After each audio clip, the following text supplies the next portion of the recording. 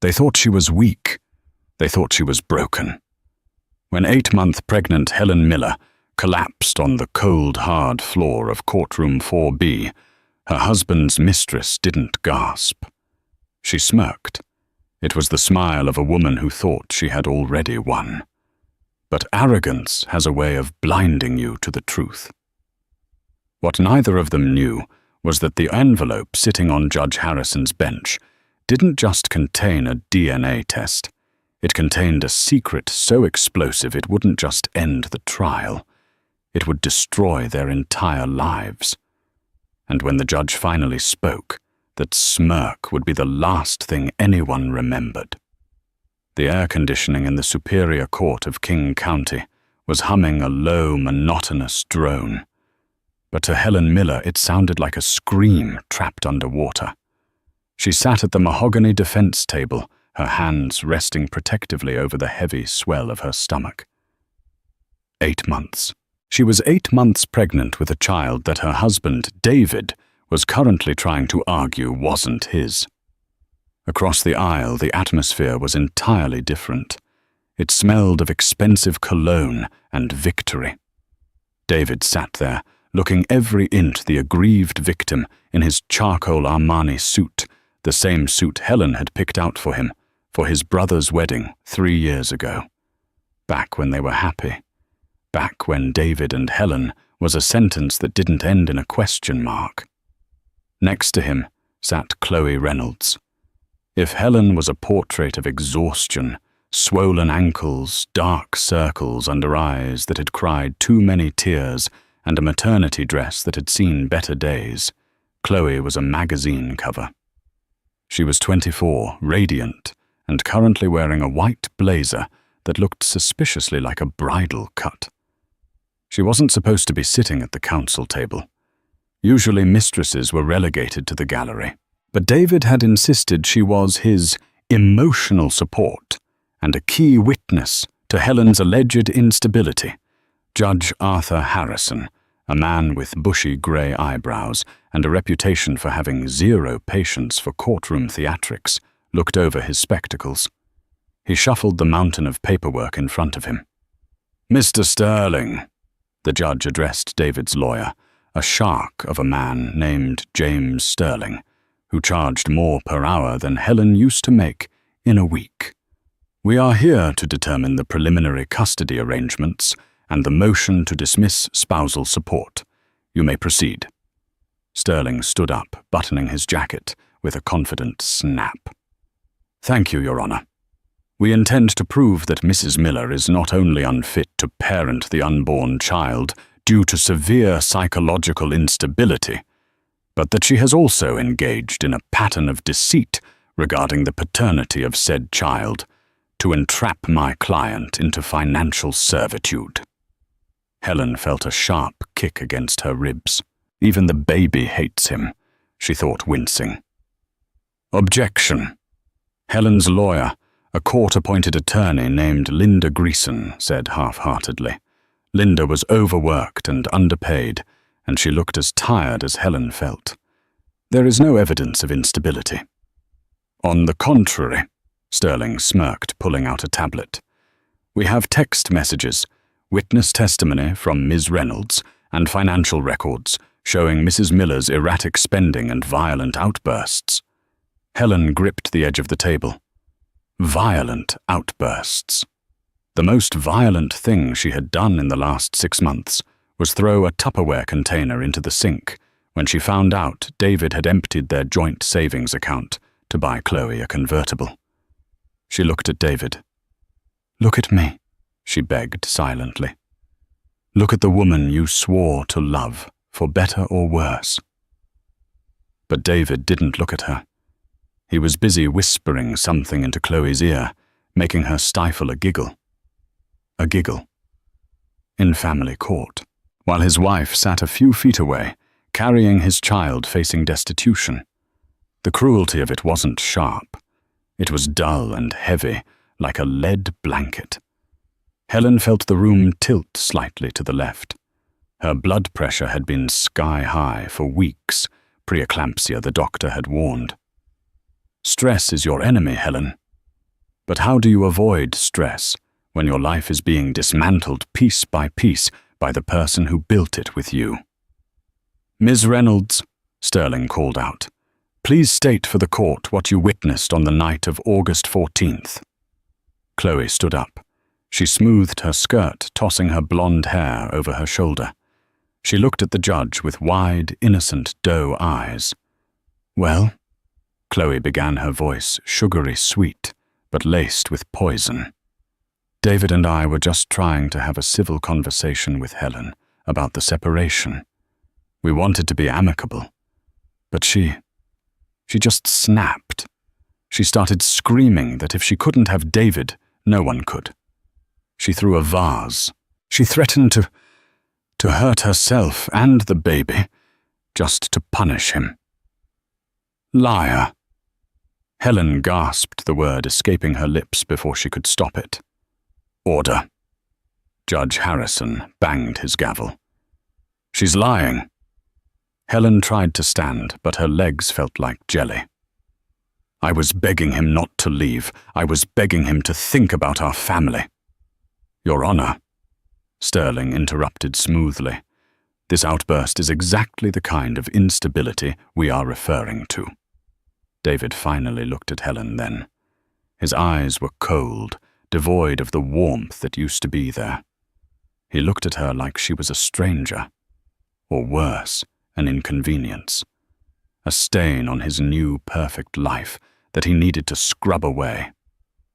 "Helen, please," David said, his voice dripping with fake concern.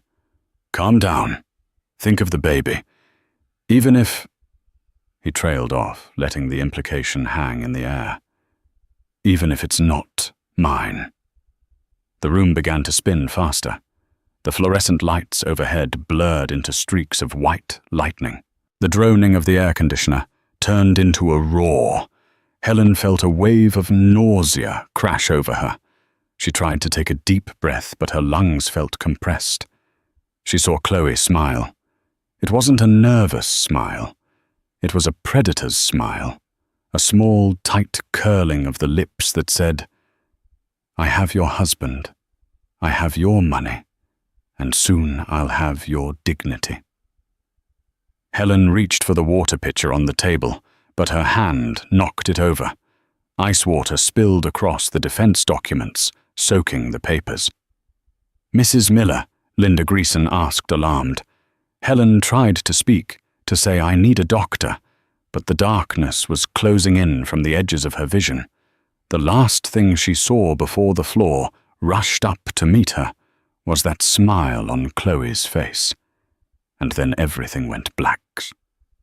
Beep, beep, beep. The rhythmic sound of the heart monitor was the first thing to pierce the fog. Helen didn't open her eyes immediately. For a blissful second, she forgot where she was. She forgot the court, the betrayal, the smile. She just floated in the darkness. Then the memory hit her like a physical blow. Her eyes snapped open.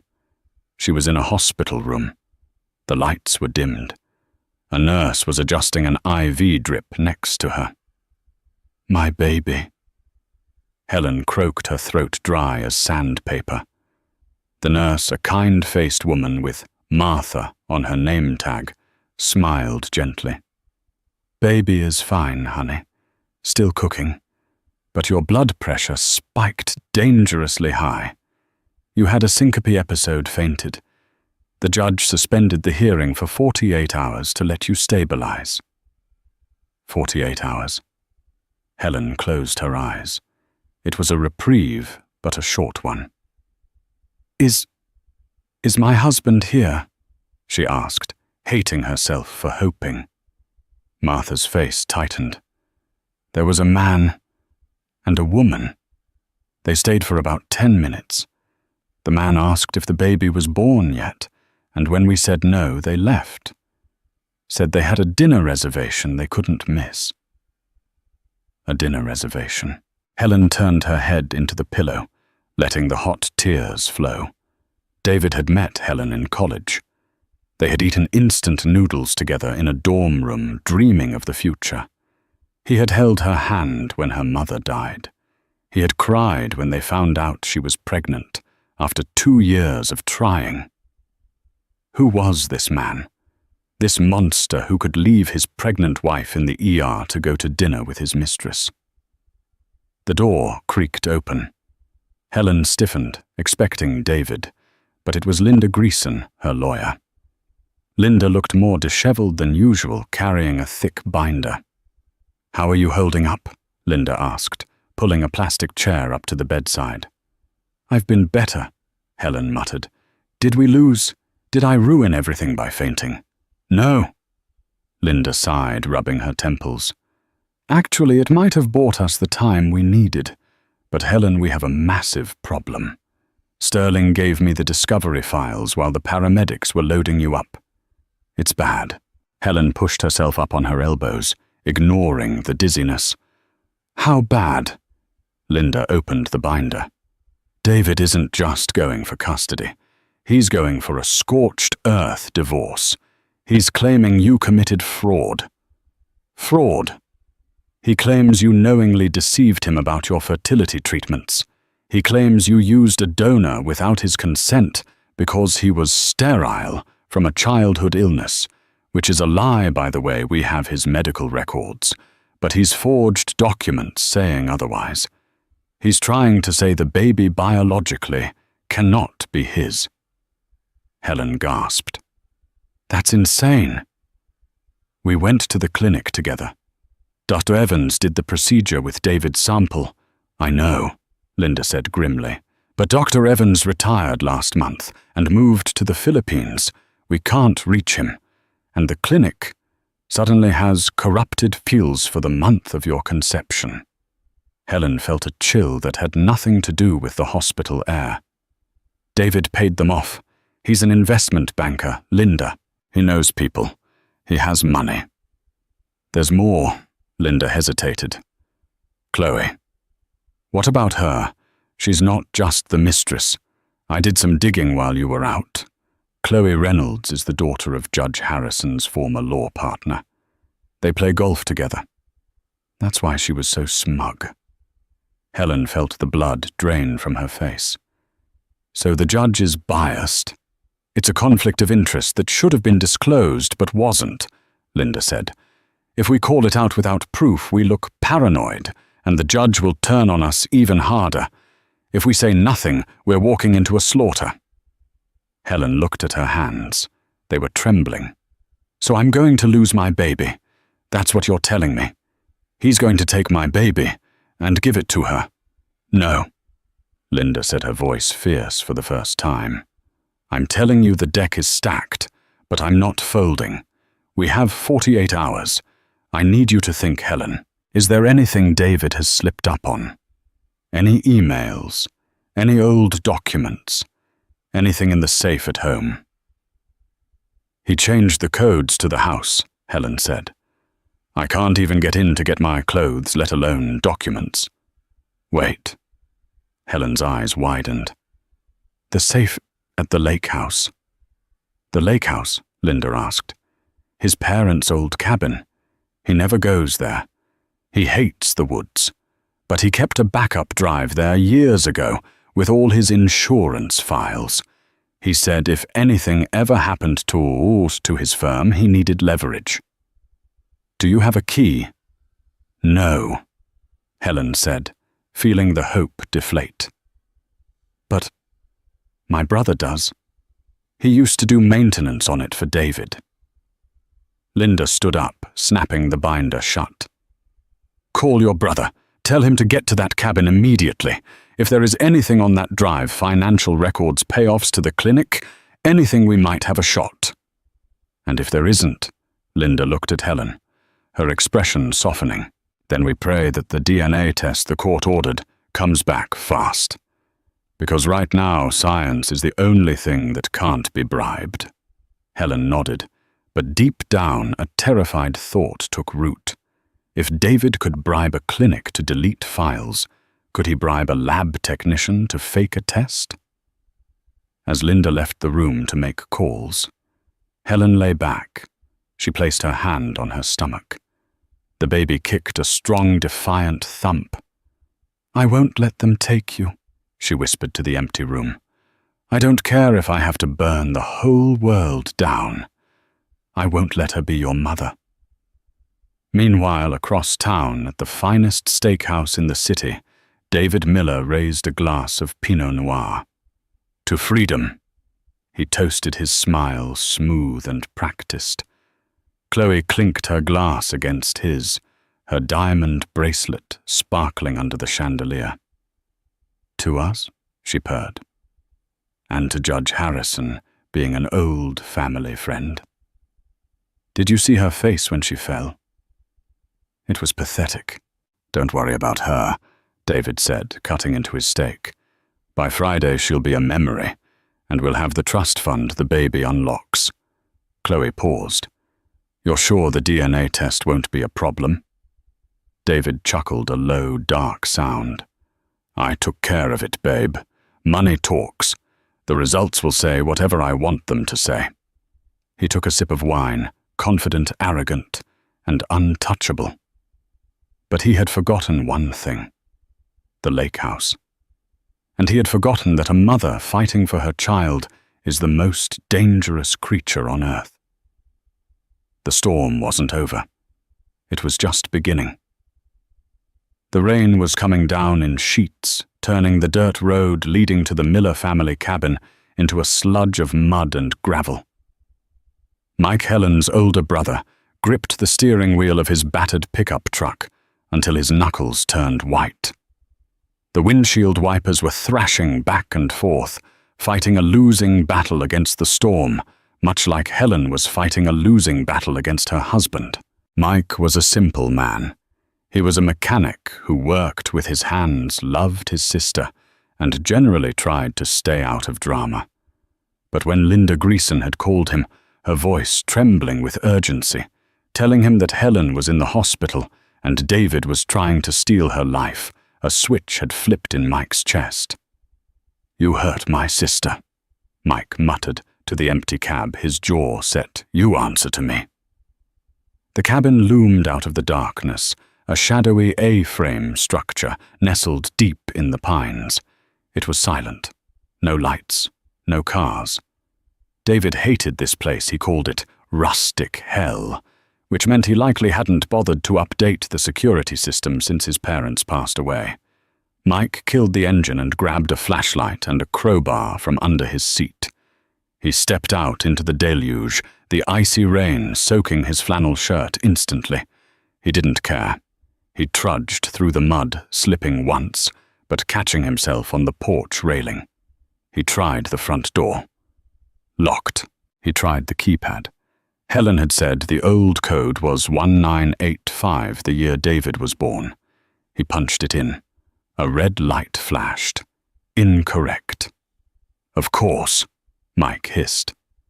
David, in his paranoia, had changed it. Mike moved to the back toward the kitchen window. He knew the latch on this one was faulty. He had meant to fix it 2 summers ago, but never got around to it. For once, his procrastination was a blessing. He wedged the crowbar under the frame and applied pressure. With a groan of protesting wood, the window popped open. Mike scrambled inside, tumbling onto the kitchen floor. The air inside was stale, smelling of dust and old wood smoke. He clicked on his flashlight, sweeping the beam across the room. He needed the study. He found it down the hall. A heavy oak desk sat in the center of the room, looking out of place among the fishing trophies and woven rugs. This was David's sanctuary, the only room he had renovated with modern sleekness. "Where are you?" Mike whispered, pulling open drawers. Pens, blank paper, a bottle of expensive scotch. Nothing. Helen had said the safe was behind the painting of the stag. Mike moved the painting. There it was, a sleek, digital wall safe. "Okay," Mike breathed. "Think like David." He tried David's birthday again. Nothing. He tried Chloe's birthday, which Linda had texted him, found via a quick social media stalk. Nothing. He tried the date of his wedding to Helen. Nothing. "Come on, you narcissist," Mike growled. "What do you love most? Money." Mike paused. He remembered a barbecue 3 years ago. David had been drunk, bragging about the day he made his first $1 million in a single trade. He had called it his rebirth. "October 14th, Mike whispered. 10:14. He punched in 1014. Click. The green light flashed. "Gotcha." Mike exhaled, swinging the door open. Inside there was a stack of cash, a passport, and a small black hard drive. But underneath the drive was a manila folder labeled Project Legacy. Mike grabbed the drive and the folder. He opened the folder, shining his light on the first page. It was an email printout. As he read the first few lines, his eyes went wide. From D. Miller to J. Sterling. Subject: the trust contingency. The grandfather clause in the trust is clear. The funds are released upon the birth of a living male heir. Once the funds are transferred to my account, the mother's custody status is irrelevant. We need to secure the bag first, then discard the baggage. If the DNA test is an obstacle, we bypass it. I have a contact at the lab. Mike felt sick. It wasn't just about a divorce. It wasn't just about a mistress. David was using his own unborn child as a key to unlock a vault, and he planned to toss Helen aside the moment the money hit his account. And the line about bypassing the DNA test, it was proof of conspiracy. Suddenly, headlights swept across the front window. Mike froze. He heard the crunch of tires on gravel. Car doors slammed. "I'm telling you I left the files here," a voice shouted over the wind. It was David. Mike's heart hammered against his ribs. He was trapped. "Well, hurry up," a female voice replied. "Chloe, I don't want to ruin my heels in this mud." "Just stay in the car, Chloe," David snapped. Mike looked around frantically. There was no way out the front without being seen. The back window he'd broken was too high to climb out of quickly without making noise. He heard the front door beep. Beep, beep, beep, beep. The electronic lock disengaged. David was coming in. Mike shoved the drive and the folder inside his jacket. He scanned the room. There was a closet near the door. It was a cliché, but it was his only shot. He dove into the closet, pulling the louvered door shut just as the study door swung open. David marched in, flipping on the overhead light. Mike watched through the slats of the closet door, holding his breath. David looked manic. His hair was wet, his eyes wild. He went straight to the safe. He punched in the code. He opened the door. For a second, there was silence. Then a roar of rage that shook the walls. "No!" David began throwing the contents of the safe onto the floor. "Where is it?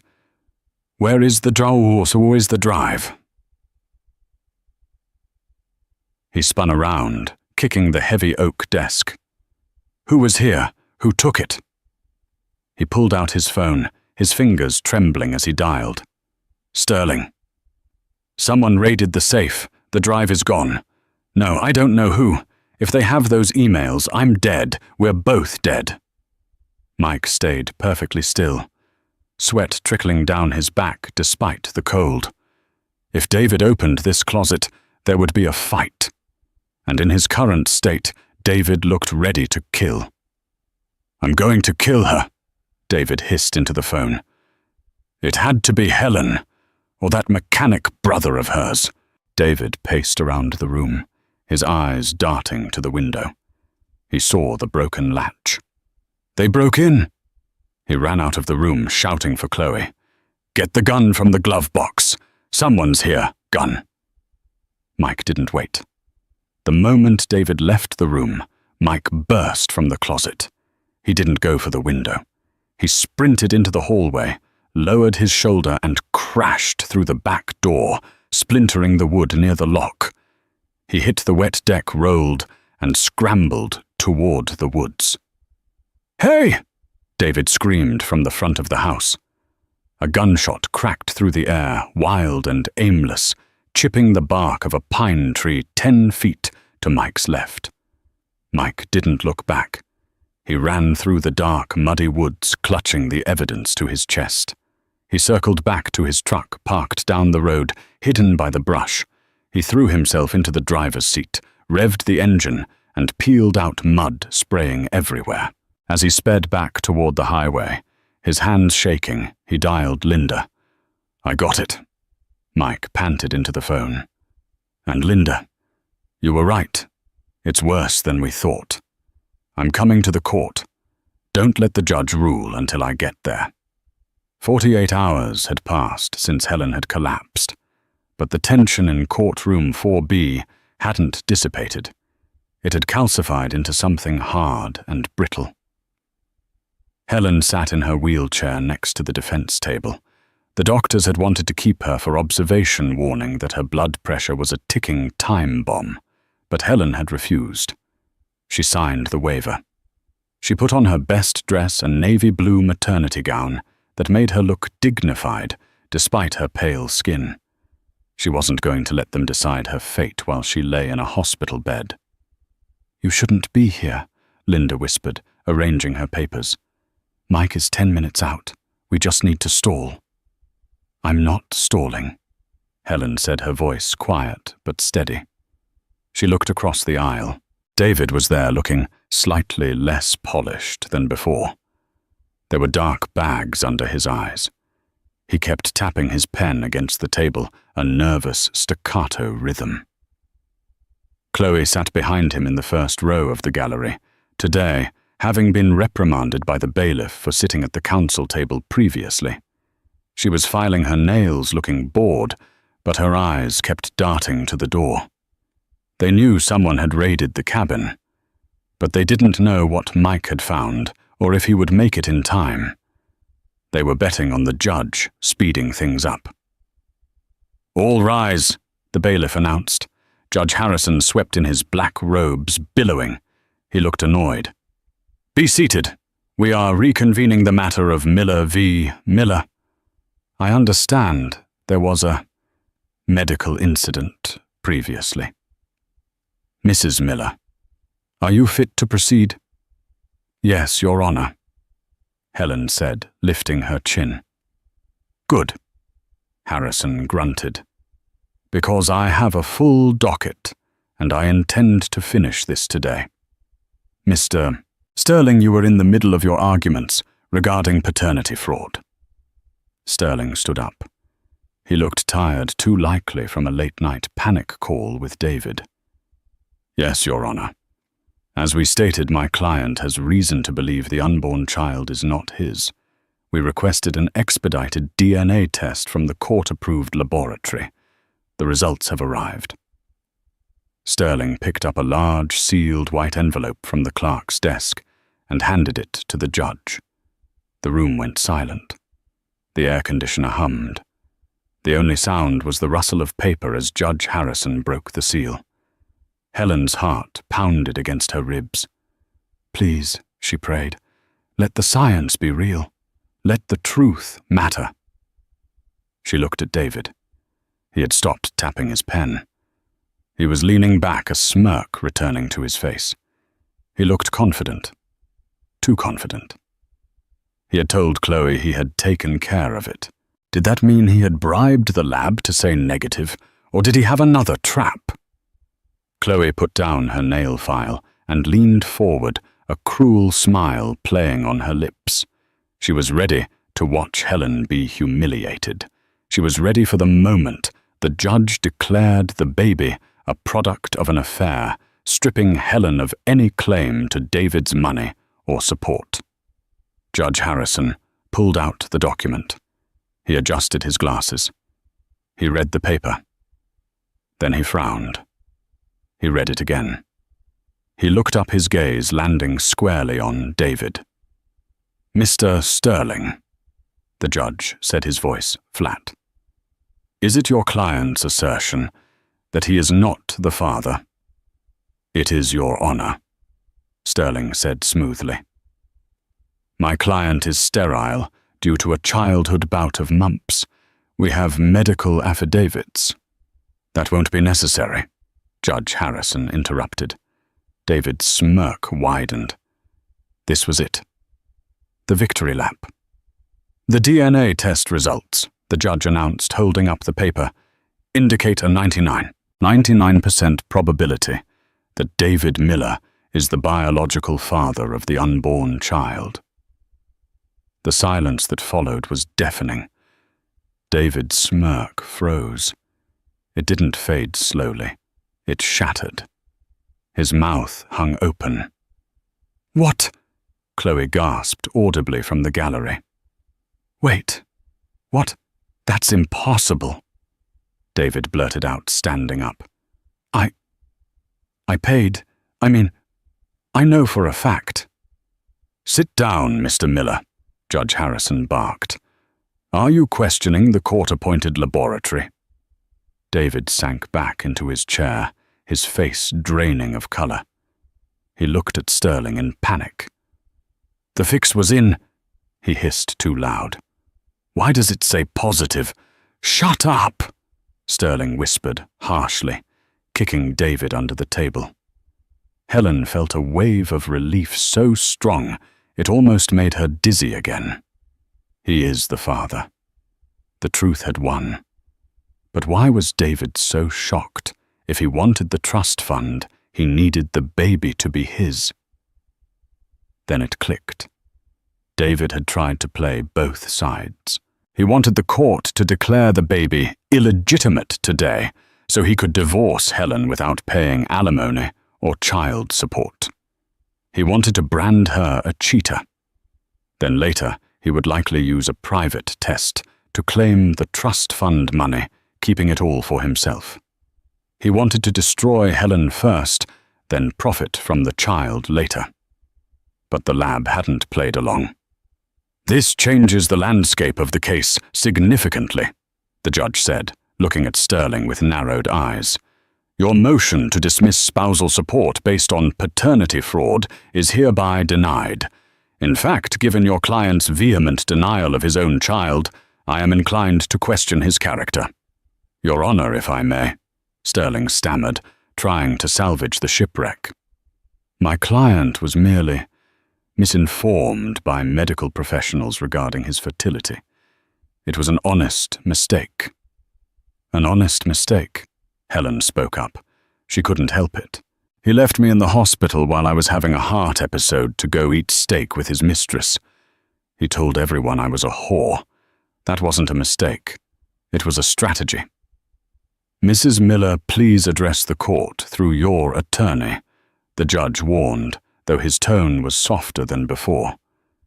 Your Honor, Linda Greason stood up. She checked her phone.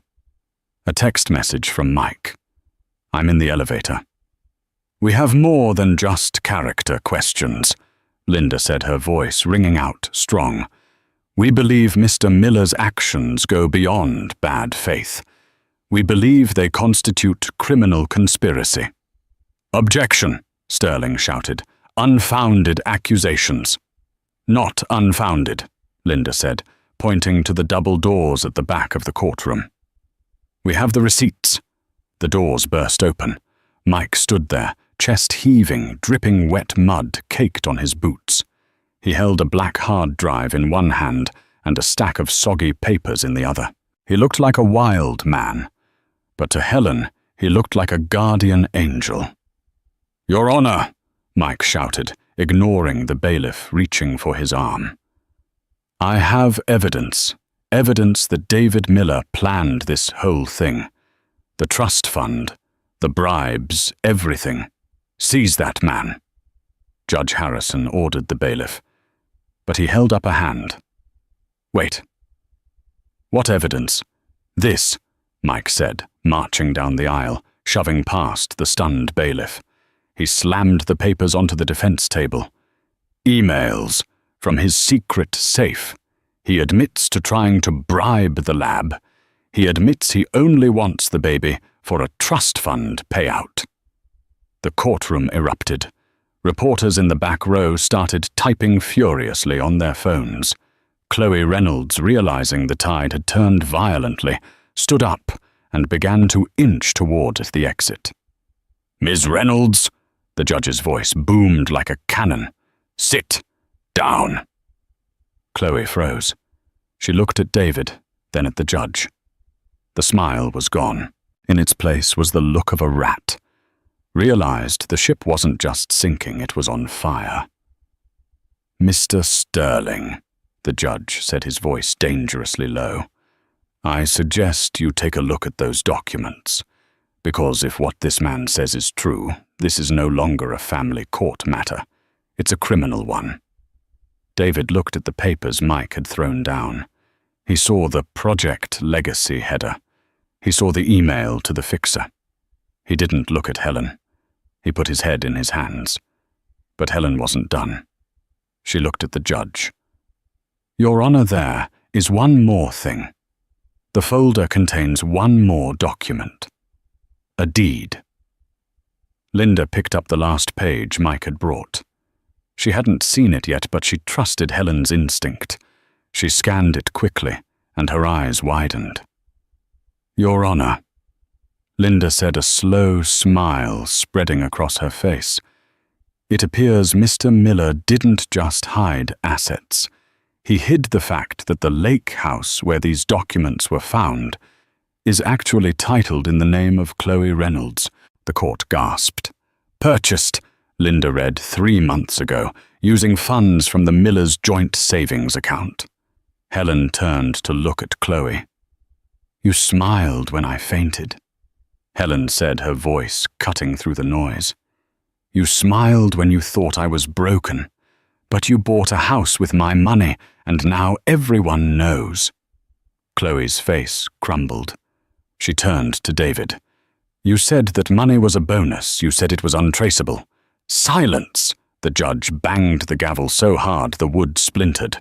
The room fell into a terrified hush. Judge Harrison looked from David to Chloe, his face purple with rage. He picked up the Project Legacy file Mike had delivered. "I'm going to take a 10-minute recess to review this evidence," the judge said, his voice trembling with suppressed anger. "Bailiff, lock the doors. No one leaves, especially not the plaintiff and his witness." As the judge exited to his chambers, Helen leaned back in her wheelchair. She felt the baby kick again. "We got him," she thought. But she didn't smile. Not yet. Because she knew a man like David Miller was most dangerous when he was cornered. And looking at him now, staring at the table with dead, shark-like eyes, she knew he was plotting one last desperate move. The 10 minutes the judge was in his chambers felt like 10 years. The courtroom was a pressure cooker. The bailiff stood with his back to the door, hand resting near his belt, his eyes fixed on David. David wasn't sitting anymore. He was pacing a tight circle behind the defense table, his hands running through his hair, messing up the perfect gel job. He looked like a trapped animal. He was whispering furiously to Sterling, his lawyer. "You said it was handled," David hissed, his voice cracking. "You said the guy at the lab took the crypto." "Shut up, David," Sterling snapped back, no longer bothering with professional courtesy. He was sweating profusely, wiping his forehead with a silk handkerchief. "If those emails are real, you didn't just implicate yourself. You dragged me into a conspiracy charge. I'm not going to prison for your trust fund." "You work for me." David jabbed a finger into Sterling's chest. "Not anymore," Sterling said, shoving David's hand away. He began packing his briefcase with shaky hands. "I'm filing a motion to withdraw as counsel the second the judge gets back." Helen watched them from her wheelchair. It was pathetic. The two men who had terrorized her for months, who had made her feel small and powerless, were now turning on each other like wolves over a scrap of meat. She looked at Chloe. The mistress was sitting alone in the gallery, clutching her designer purse. She wasn't looking at David. She was looking at the exit sign. She had realized, perhaps for the first time, that being the other woman in a high-stakes game meant you were also the most expendable piece on the board. "All rise!" the bailiff bellowed. The door to the chambers opened, and Judge Harrison emerged. He didn't walk. He stormed. His face was a mask of cold fury. He carried the file Mike had delivered in one hand and the DNA test in the other. He sat down, not bothering to arrange his robes. He stared out at the courtroom for a long, terrifying moment. When he spoke, his voice was dangerously quiet. "In my 30 years on the bench," Judge Harrison began, "I have seen custody battles turn ugly. I have seen parents lie. I have seen them hide money. But never have I seen a display of such calculated malice and criminal intent as I have seen today." He held up the emails. "Mr. Sterling," the judge said, "you are an officer of the court. These emails suggest you facilitated a bribe to a medical official to falsify a genetic test. Is that correct?" Sterling stood up, his knees visibly knocking. "Your Honor, I had no knowledge of the specific content of my client's communications. I would like to formally request to withdraw from this case immediately due to ethical conflicts." "Denied," Harrison snapped. "You will remain seated until I am finished. The Bar Association will deal with you later." The judge turned his gaze to David. It was a look of pure disgust. "Mr. Miller, you attempted to defraud this court. You attempted to disown your own biological child for financial gain. You emptied marital assets to purchase real estate for your paramour while your pregnant wife faced eviction. And according to these documents, you planned to use the trust fund payout to, and I quote, starve Helen out until she signs away rights." David opened his mouth to speak, but the judge silenced him with a raised hand. "Silence, I have read the correspondence regarding the fixer at the lab. It seems you paid $50,000 to have the results altered to negative. However, the judge paused, a grim satisfaction in his eyes. It appears your fixer got cold feet, or perhaps he simply took your money and reported the real results anyway. The test I hold in my hand, which confirms you are the father, is valid." Helen let out a breath she didn't know she was holding. David had been scammed by his own scam. "Furthermore," the judge continued, looking toward the gallery, "Ms. Reynolds." Chloe jumped as if she'd been electrocuted. Yes. "I'm aware that your father and I were partners years ago," Harrison said, his voice hard. "I assume you thought that connection would buy you leniency in my courtroom. You were mistaken. The deed to the lake house proves you are in possession of stolen marital assets. That makes you an accessory to fraud." Chloe burst into tears. "I didn't know. David told me it was his bonus money. He told me Helen didn't want the house." "She's lying!" David shouted, slamming his hand on the table. "She picked out the house. She knew everything. Order." The gavel banged down. "Here is my ruling." Judge Harrison announced, his voice ringing like a bell. "First, David Miller is adjudged to be the father. Child support will be calculated based on his actual income, including the hidden assets revealed in these files, not the fraudulent tax returns he submitted. Second, full legal and physical custody of the unborn child is awarded to Helen Miller on a temporary basis, pending a criminal investigation into Mr. Miller. Mr. Miller is granted no visitation rights until he undergoes a psychological evaluation and the criminal charges are resolved. Third, the motion to sell the marital home is denied. Helen Miller is granted exclusive use and possession of the residence immediately. Mr. Reynolds, you are ordered to vacate the lake house within 24 hours and surrender the keys to Mrs. Miller's attorney. The deed will be frozen. And finally, the judge looked at the bailiff, I'm referring this entire file, including the evidence of bribery, perjury, and grand larceny, to the district attorney's office. Bailiff, please take Mr. Miller into custody for contempt of court and flight risk, pending the arrival of the police. David's eyes bulged. Custody. You can't arrest me. I'm a partner at Goldman & Sachs. I have a meeting at 3. You're going to miss it, Judge Harrison said dryly. The bailiff moved fast. He pulled David's arms behind his back. The click of the handcuffs echoed through the silent room. This is a mistake, David screamed, struggling as he was marched toward the side door. Helen! Tell them, Helen, don't let them do this. I'm the father of your child. Helen looked at him. For the first time in months, she didn't feel fear. She felt pity. You should have thought of that, Helen said softly, her voice carrying across the room. Before you smiled when I fell. As the door slammed shut behind David, Chloe Reynolds stood up, mascara running down her face, and ran out of the courtroom, her heels clicking frantically on the linoleum. Linda Greason slumped back in her chair and exhaled. Well, she said, looking at Helen with a tired smile. I think that went well. Mike walked over to the wheelchair and put a heavy hand on Helen's shoulder. You okay, sis? Helen touched her stomach. The baby was calm now. Yeah, Mike. I think we're finally okay. But the drama wasn't quite over. As they would soon find out, David Miller wasn't the type of man to go down without trying to burn the building down with him.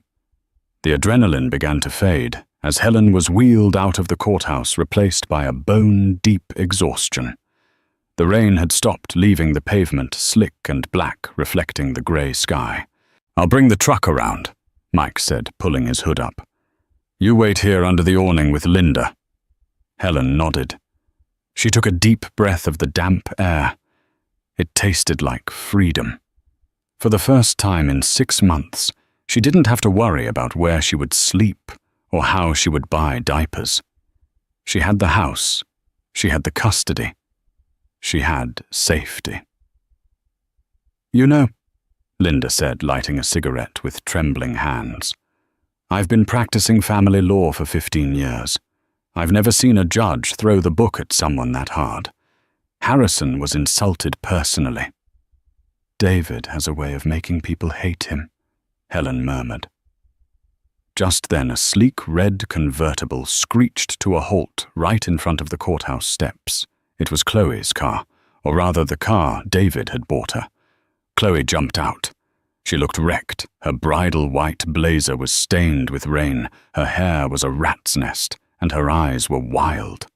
She spotted Helen and Linda and marched up the steps. Linda stepped in front of Helen immediately. Ms. Reynolds, I highly suggest you get back in your car, unless you want me to call the bailiff back out here. I need to talk to her, Chloe shrieked, pointing a manicured finger at Helen. This is all your fault. My fault, Helen asked, wheeling herself forward slightly. You slept with my husband. You helped him hide money. You sat there and laughed while he tried to convince a judge I was crazy. How is this my fault? He lied to me too.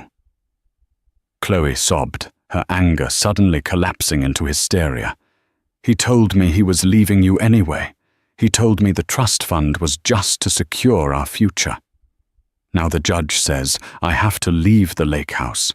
I moved all my stuff in there. I gave up my apartment. That sounds like a personal problem, Linda said coldly. You don't understand, Chloe pleaded, looking at Helen.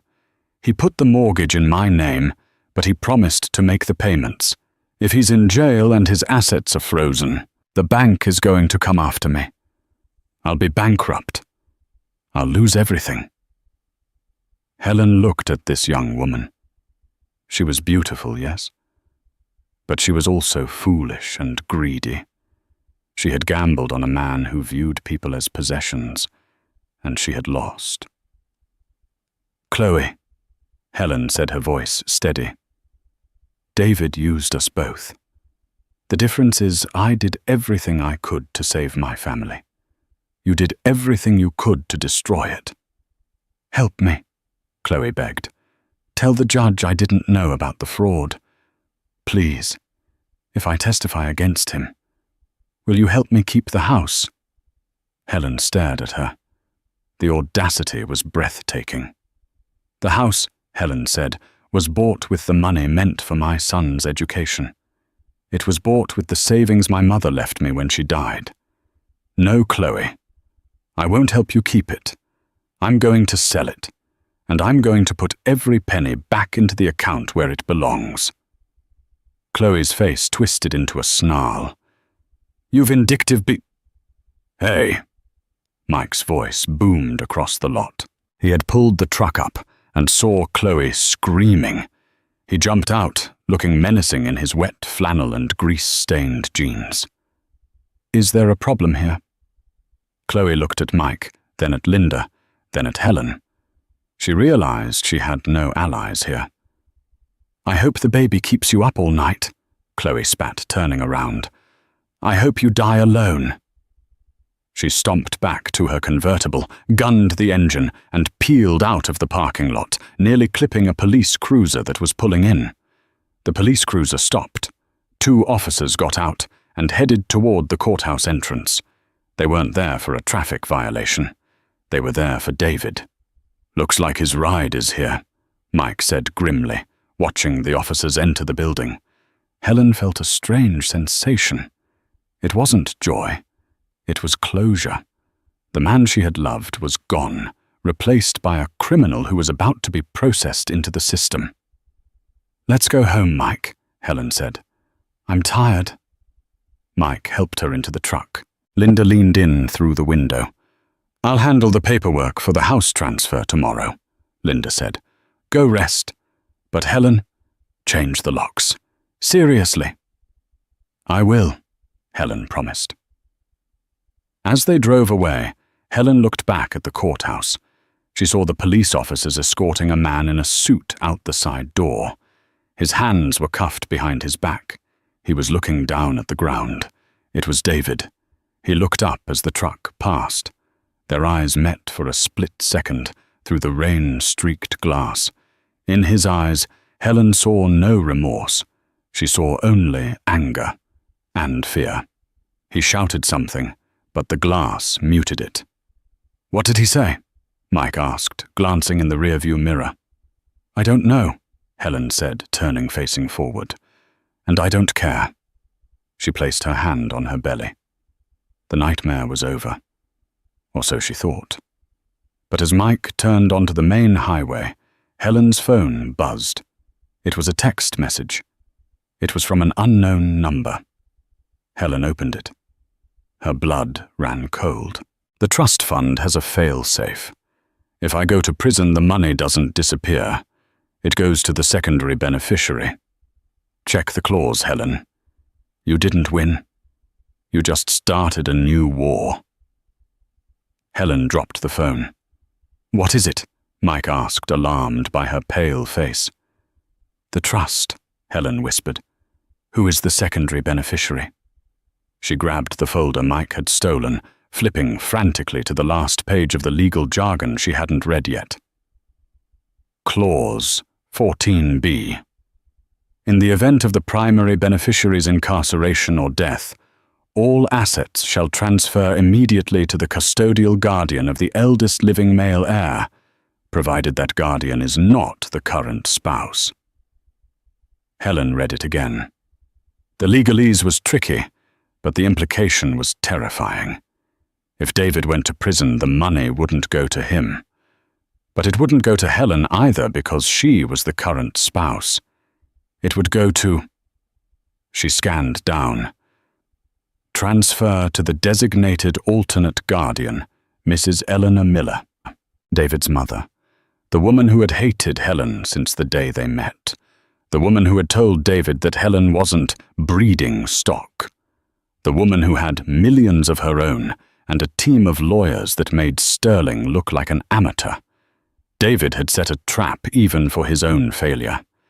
If he couldn't have the money, he made sure it went to the one person who would use it to take the baby away from Helen. Helen looked at Mike. "Drive faster." "Why?" "Because David's mother is coming." Helen said, her voice trembling. "And she makes David look like a saint." The war wasn't over. The players had just changed, and the stakes had just gotten higher.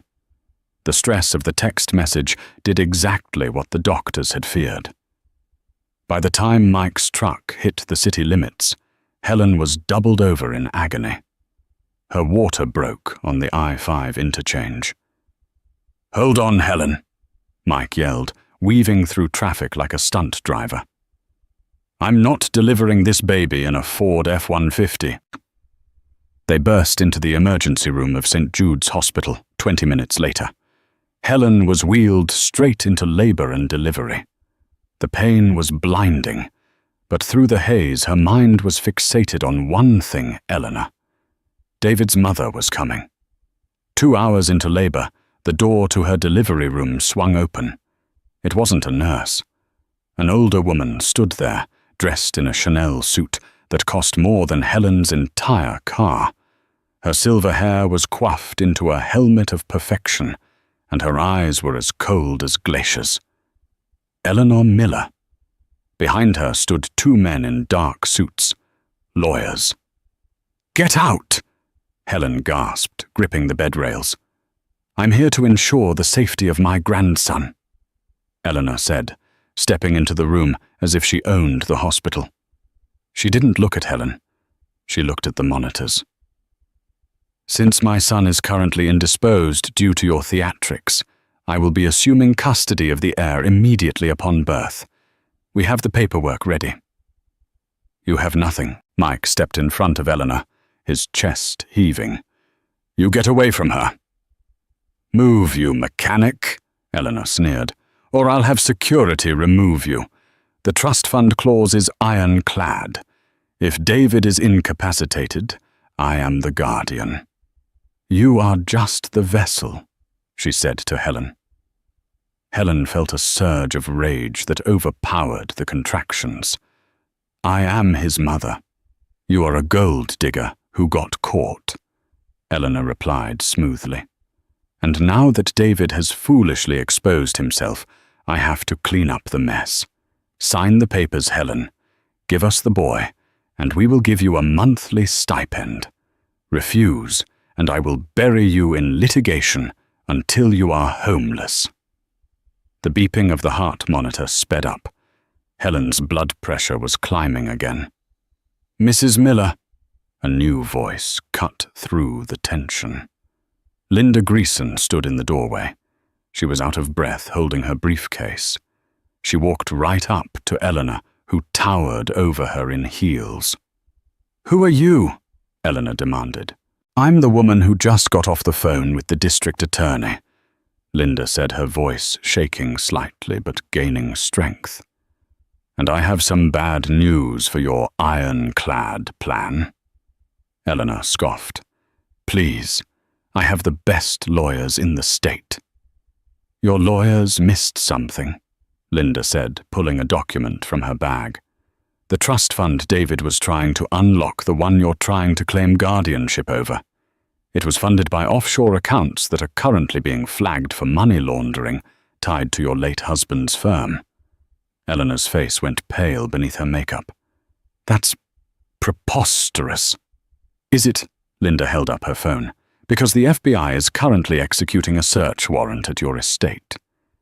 David didn't just expose himself, Eleanor. To save his own skin during his intake interrogation an hour ago, he gave the feds everything. He rolled on you to try and get a plea deal. The room went dead silent. "David talked," Eleanor whispered. "He sang like a canary." Linda smiled. He told them about the shell companies, the tax evasion, and how you instructed him to set up the fail-safe clause to bypass the law. The trust fund is frozen. Your assets are being frozen. You aren't taking this baby. In fact, if you don't leave right now, the officers in the lobby are going to arrest you for witness intimidation. Eleanor Miller looked at Helen. The arrogance evaporated, replaced by the terrified realization that her own son, the son she had raised to be ruthless, had ruthlessly sacrificed her. Without a word, Eleanor turned and walked out of the room, her lawyers trailing behind her like frightened puppies. Helen let out a sob of relief. Is it true? Did David really turn on her? Linda sat down on the edge of the bed, grinning. He sure did. A snake will always bite, Helen, even its own mother. 10 minutes later, the real work began, and an hour after that, the cry of a healthy baby boy filled the room. Helen held him close. He had David's nose, but he had Helen's fighting spirit. She named him Leo. 6 months later.